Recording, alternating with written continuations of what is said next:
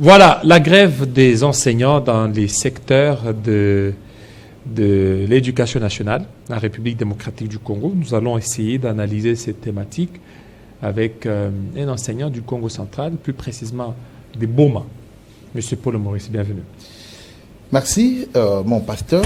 Merci pour cette grâce encore, une fois de plus, d'être au studio, d'être devant le monde entier qui est en train de nous suivre. Et nous profitons même de leur dire bonjour, bonsoir, selon le temps qu'ils auront la chance de suivre cette émission. Alors, vous avez été menacé d'enlèvement? Oui, je condamne cet acte à Dieu. Qu'est-ce qui s'est passé? On m'a interdit de trop expliquer ce qui s'est passé dans le détail. On sortait, nous étions vers Bongolo. Finalement, on nous a forcés d'entrer dans une voiture. Vous étiez avec qui? Nous étions avec un ami, celui qui est venu avec moi là. Soi-disant, on nous a amenés quelque part. C'était comment pour que vous arriviez là? Vous veniez d'où? Vous partiez où? Bon, nous étions dans une réunion. C'est pourquoi on dit qu'il ne faut pas trop de détails parce qu'on risquait de donner l'image que cette réunion, c'est ce qui a organisé ça. Nous étions dans une réunion où nous avions donné une position contraire. Et en sortant, parce que nous étions obligés d'abandonner la réunion. Pour ne pas être à la fin de la déclaration. Et en sortant, c'est là où on a été victime de cette aventure.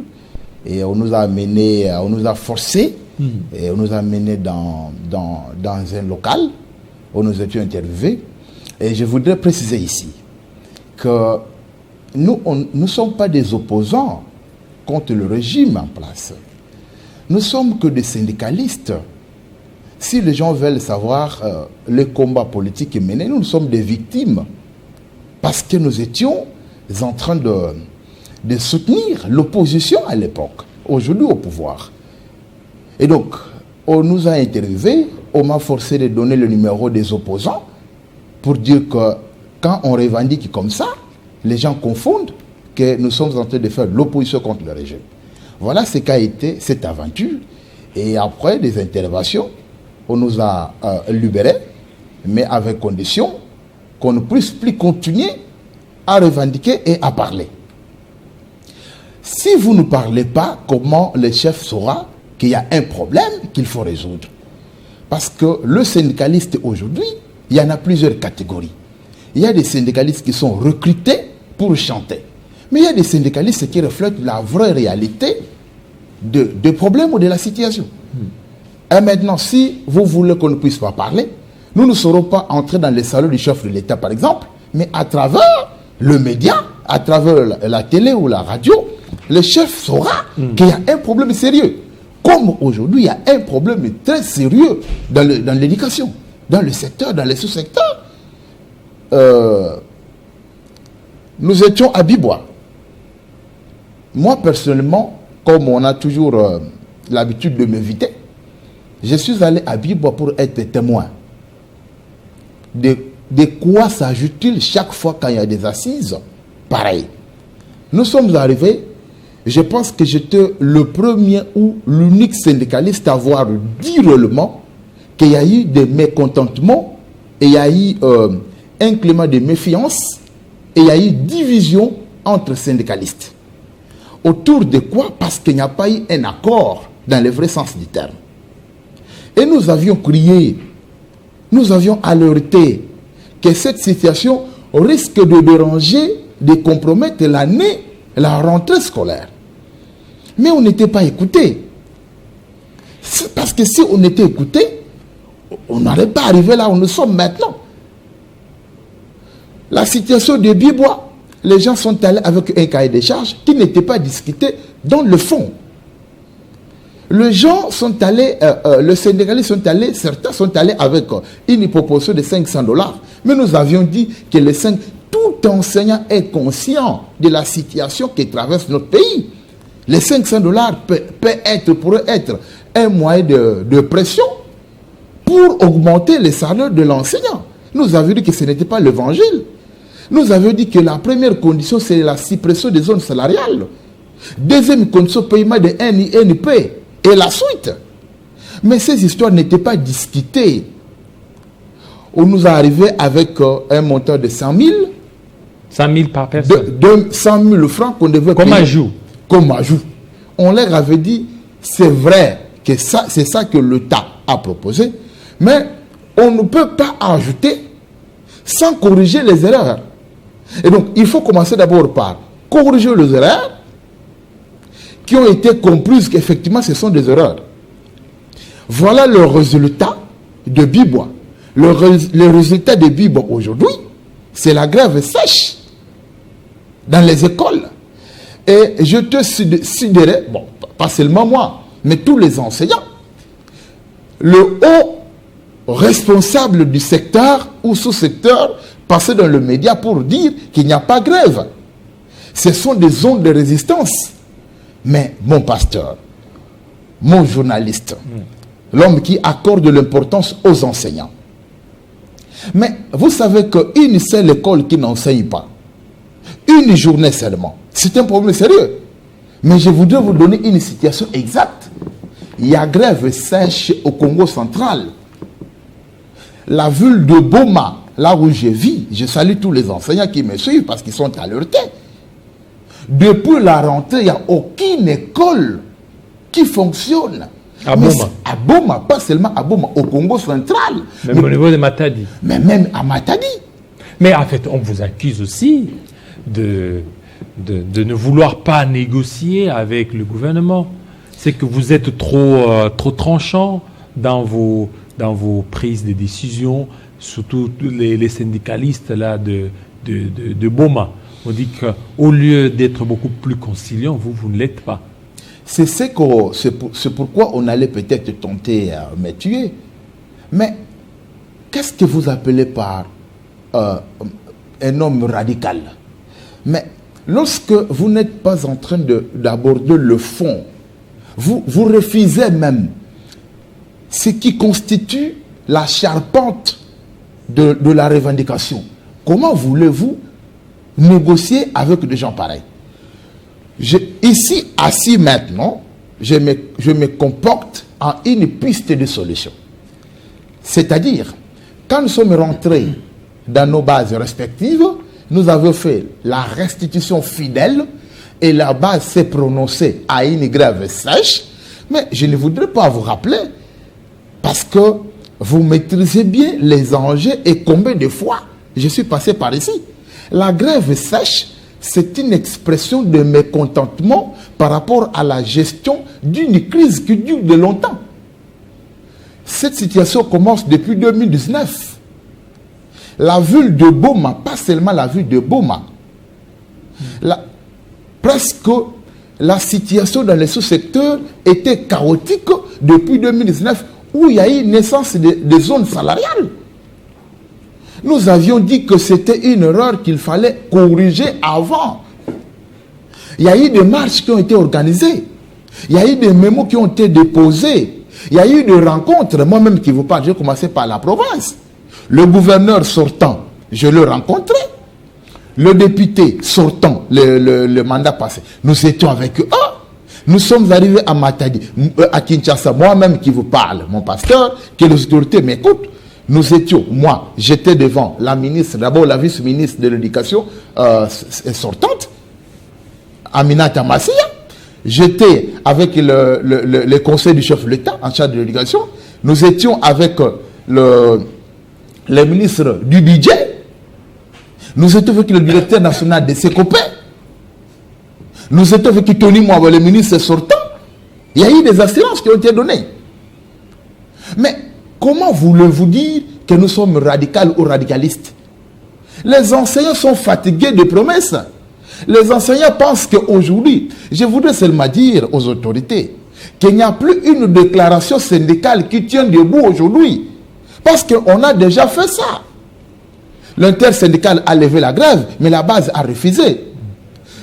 Le responsable syndicaux au niveau national, ils ont levé la grève, mais la base a refusé. Mais pourquoi la base a refusé? C'est parce que la base trouve que les promesses qui sont faites par le dirigeant du pays ne reflètent pas, elles ne sont pas réalisées. C'est pourquoi la base reste. Et donc, si on nous traite d'être radical ou radicaliste, c'est faux.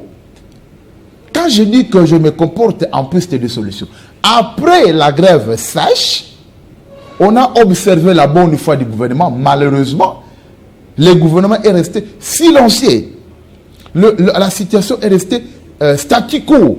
On s'est dit, on ne peut pas, parce qu'un syndicaliste, ce n'est pas seulement celui qui revendique, mais celui aussi qui propose.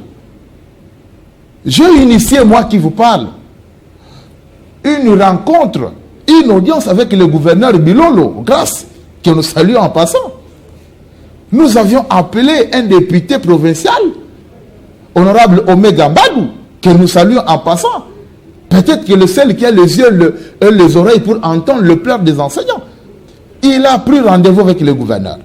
J'ai appelé mes pères syndicalistes. Nous sommes allés rencontrer le gouverneur.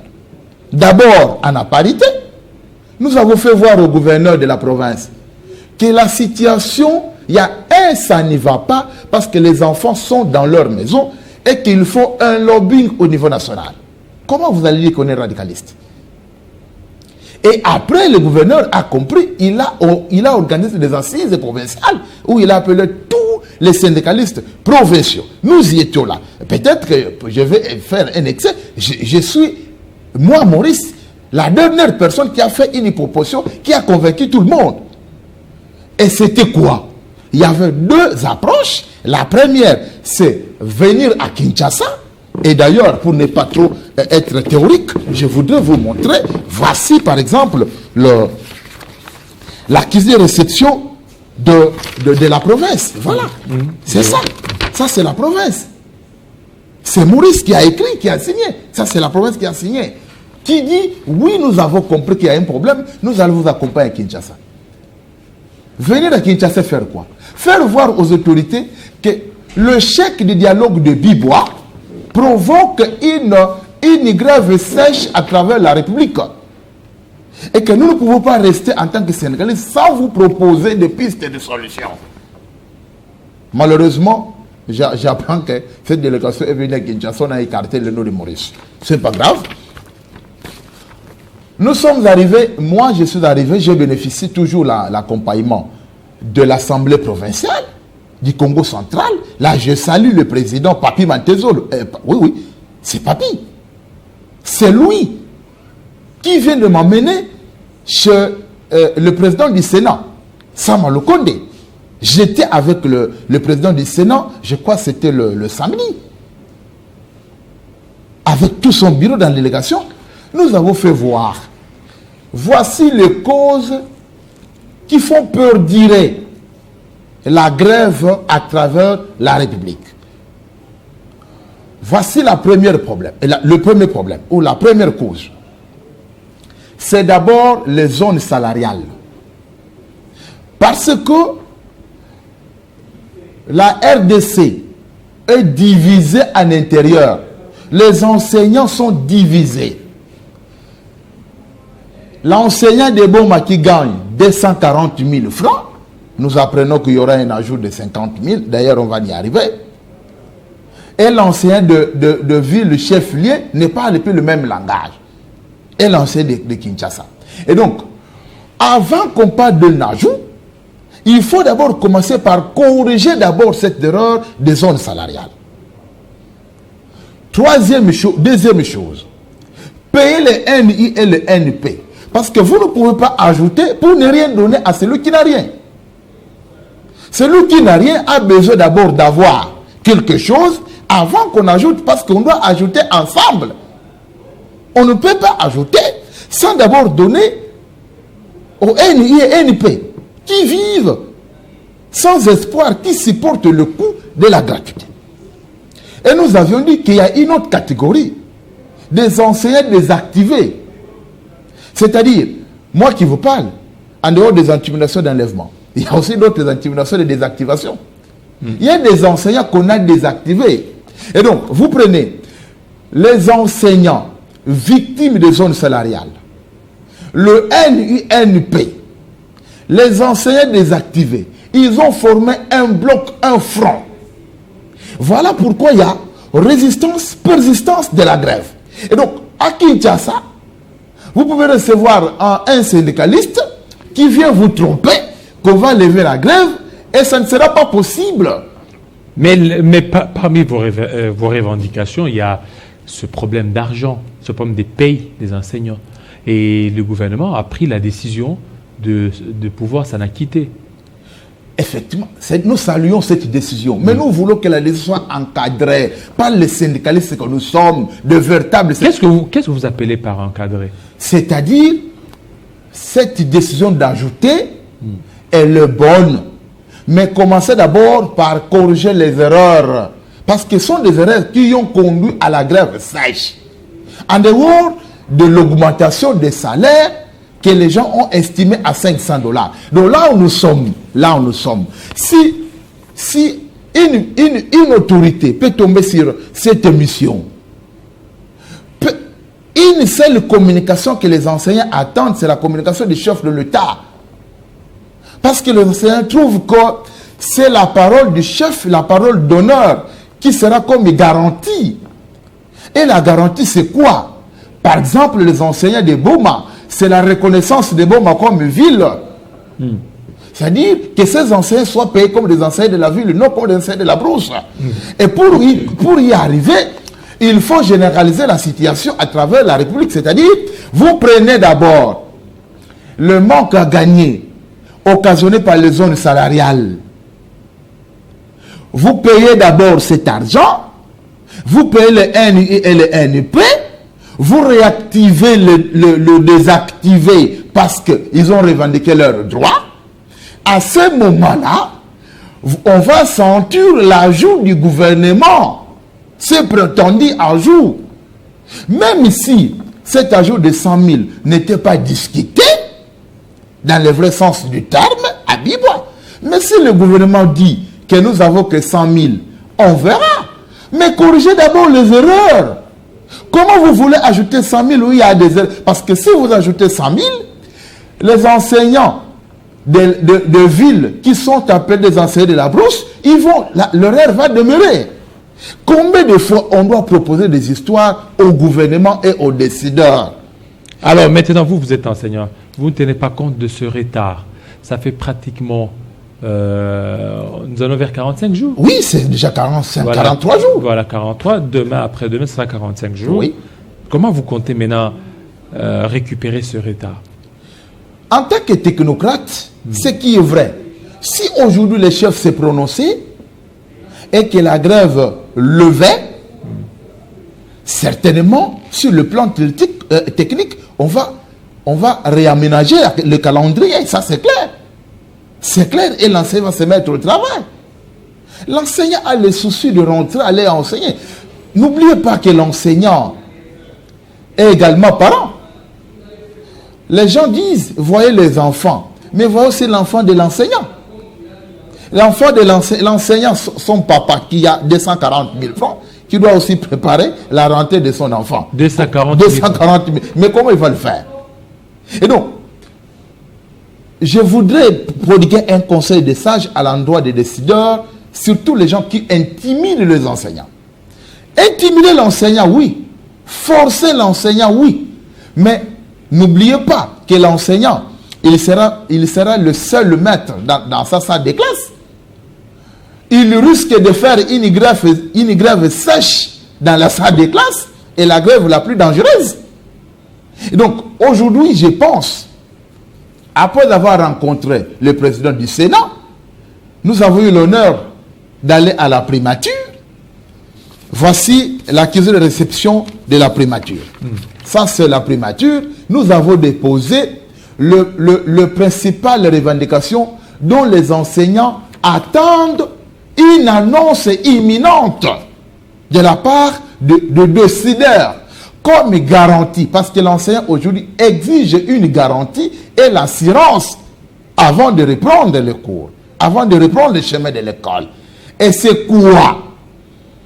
Hier, je suis dit, il y a eu encore une réunion interministérielle entre le VPM Liaou, ministère de Finances et tout consort. J'apprends qu'il y a une commission qui vient d'être mise en place encore. Mais, chères autorités, ici, il n'est même pas question de compliquer la donne. Il est question seulement de passer dire aux enseignants, nous avons compris qu'il y a eu des erreurs, ou il y a des erreurs qu'on va corriger, par exemple, au premier trimestre ou deuxième trimestre, et qu'au deuxième trimestre, les enseignants qui sont payés comme des enseignants de la brousse, vous serez payés comme vos collègues de ville. Des villes, là, il faut combien? 200? Mais c'est seulement quelque chose de 80 000, par exemple, au Congo central. Vous prenez la différence entre l'enseignant de Matadi et l'enseignant de Boma, c'est de 80 000, je pense. 80 000, donc c'est 300 combien? 300... Donc on va arriver à 310 000, 320 000. Est-ce que ça peut pénaliser tout un pays? Ça peut déranger tout un... S'il y a la bonne foi. Nous demandons la bonne foi des gouvernements. Et n'allez pas dans les théories. Chers décideurs. Il y a même un téléspectateur, M. Jiba, Merveille Ebia, depuis Kisangani. Ouais. Si nos enseignants sont rationnels, qu'ils maintiennent la grève jusqu'à ce que le salaire sera revu à la hausse tel qu'ils le souhaitent, c'est anormal dans un pays où les politiciens aux affaires détournent des millions, voir un enseignant être payé moins de $300. C'est grave. L'objectif, c'est de pouvoir beaucoup plus appauvrir les enseignants. Ça, c'est un téléspectateur de Chopo qui s'engage. Okay. Et vous devez certainement continuer. Oui, je te sens. Moins de $300. D'ailleurs, l'enseignant est conscient de la situation qui traverse notre pays. L'enseignant ne demande pas trop. Nous demandons seulement d'abord qu'on corrige les erreurs. Après, quand les Yaoudis, que $500 se revêt debout, on ne refuse pas. Il dit $500. Bon, nous avions dit $500. Mais on nous dit que $500 se revêt debout. Bon, si vous trouvez que $500 se revêt debout, faites-nous rêver assis. Donnez-nous ne serait-ce que $200. Avec $200, ça peut résoudre le problème. $200. Mais peut-être. Oui. Mais on ne peut pas faire des ajouts sans corriger d'abord les erreurs. Là où je suis, je viens de suivre le sonnerie, donc pour dire que nous sommes en train de chuter. Je suis ici, je viens de faire presque une semaine, c'est la deuxième semaine. On va rentrer, faire la restitution de quoi? De la rencontre que j'ai eue avec le président du Sénat, qui nous a rassurés, on va leur dire. De la rencontre que j'ai eue avec, quand nous étions à la primature, avec le cabinet de la première ministre, où nous avons déposé. Qu'est-ce qu'ils ont dit? La personne qui était avec moi a fait croire qu'il a compris les revendications urgentes qu'il faut résoudre. Nous avons dit que dans ces revendications, il n'y en a que 3. D'abord, correction des erreurs du passé, c'est-à-dire... Ça, vous avez dit. Okay. On a dit réactiver les désactivés. On a dit. Et puis, paiement de NINP. Ça, vous avez dit. Exact. Après ceci, ça c'est la première phase. Oui. Deuxième phase, maintenant, l'augmentation des salaires. Vous voyez? Et ça peut être dans le budget 2024-2025, tel qu'on nous dit. Vous comprenez? Et donc, ce que je vous dis, c'est ça d'abord la garantie pour que les enseignants reprennent, et l'augmentation des salaires qui pourra intervenir avec assurance, avec le budget en gestation, tel qu'on est en train de nous promettre. Donc l'enseignant aujourd'hui, que les dirigeants ne puissent pas se tromper avec les syndicalistes qui sont à Kinshasa, qui sont capables d'aller dire et les enseignants écouter. Aujourd'hui, les enseignants ne jurent que par la parole d'honneur, ou soit du président de la République, ou soit de la première ministre, qui vont constituer leur garantie. Et donc, sans ça, on risque gros. Merci. Merci beaucoup. Merci. Oui, allez-y. Bon, j'allais donner le jour de la restitution. C'est le samedi. Que tous les enseignants qui nous attendent. Le samedi, nous serons à l'UTP, à Boma, à partir de 13h. Nous allons faire la restitution de tous ces rendez-vous avec les différentes autorités que nous avons rencontrées et tout ce qu'ils nous ont dit. Voilà, merci beaucoup. Alors, on attend la restitution, oui, mais il faut que les enfants reprennent. Les enfants C'est doivent le- reprendre le cours. Mais c'est le ça. c'est le c'est souci, ça, c'est le la souci solution. de l'enseignant. Il faut que les enfants reprennent. C'est le souci.